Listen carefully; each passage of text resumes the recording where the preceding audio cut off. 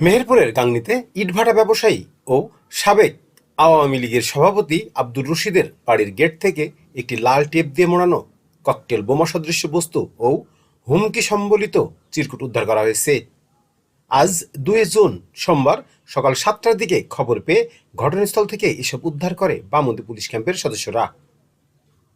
রবিবার দিবাগত রাতের কোনো এক সময় অজ্ঞাত দুষ্কৃতকারীরা বোমাটি ও চিরকুট রেখে গেছে। নিজে দেখুন, অন্যকে দেখাতে ভিডিওটি শেয়ার করে আমাদের সাথেই থাকুন। গাংনীর Bamondi police camp incharge SI Mohibullah জানিয়েছেন, গাংনী উপজেলার ৪ নম্বর বামন্দি ইউনিয়নের বাদিয়াপাড়া গ্রামের সাবেক ওয়ার্ড আওয়ামী লীগের সভাপতি ও ইটভাটা ব্যবসায়ী আব্দুর রশিদের বাড়ির গেটের সামনে একটি বোমা ও চিরকুট পড়ে আছে। এমন খবর পেয়ে ঘটনাস্থলে গিয়ে লাল টেপ দিয়ে মোড়ানো একটি ককটেল বোমা সদৃশ বস্তু ও হুমকি সম্বলিত হাতে লেখা চিরকুট উদ্ধার করা হয়েছে।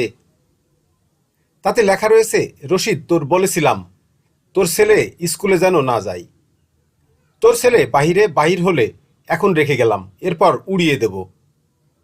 উদ্ধারকৃত বোমা সদৃশ বস্তুটিকে পানি ভর্তি বালতিতেই ডুবিয়ে রাখা হয়েছে। কে বা কাহারা বোমা সদৃশ বস্তু রেখে এলাকায় আতঙ্ক তৈরির চেষ্টা করছে তা তদন্ত করে আইনানুগ ব্যবস্থা গ্রহণ করা হবে। বাড়ির গেটের সামনে বোমা রাখার বিষয়ে যা বলছে সাবেক ওয়ার্ড আওয়ামী লীগ নেতা ও ইটভাটা ব্যবসায়ী আব্দুর রশিদ।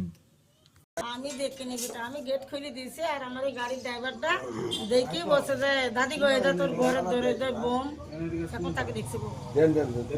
আমি নামাজ পড়তে বেলা হইতে গেছে, বেলা হইতে গেছে আমার ৫টা, সাড়ে ৫টা বাজে। আমি ওইটি আস্তে আস্তে দৌড় পায়খানায় গেলাম। পায়খানায় হচ্ছে না, আমার গাড়ির ড্রাইভার আছে এখানে গেট ঢাকাচ্ছে। এটা নাম যে হাত কি হইলে তো বছর দাদা গেট করলো। ওই আমার বাড়ির মধ্যে আবার হ্যান্ডেল আছে, ওই গাড়ি ছোড়ান হ্যান্ডেল নেবে ভাটাই নিতে হবে, গাড়ি বাগানে গাড়ি আছে। তার সাথে গেট খুলে দিল তোমার চাচি আইছি, আমার চাচি গেট খুলে দিল, বলছে যে দাদা দেখি বোম ঠিকিস না কি কিনা। বোম দেখছি,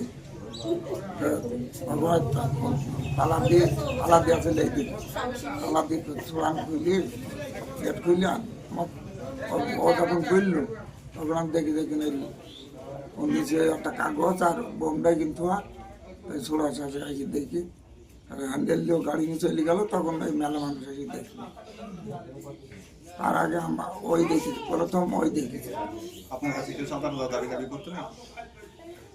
না, আমার কাছে সন্তান দাবি করি।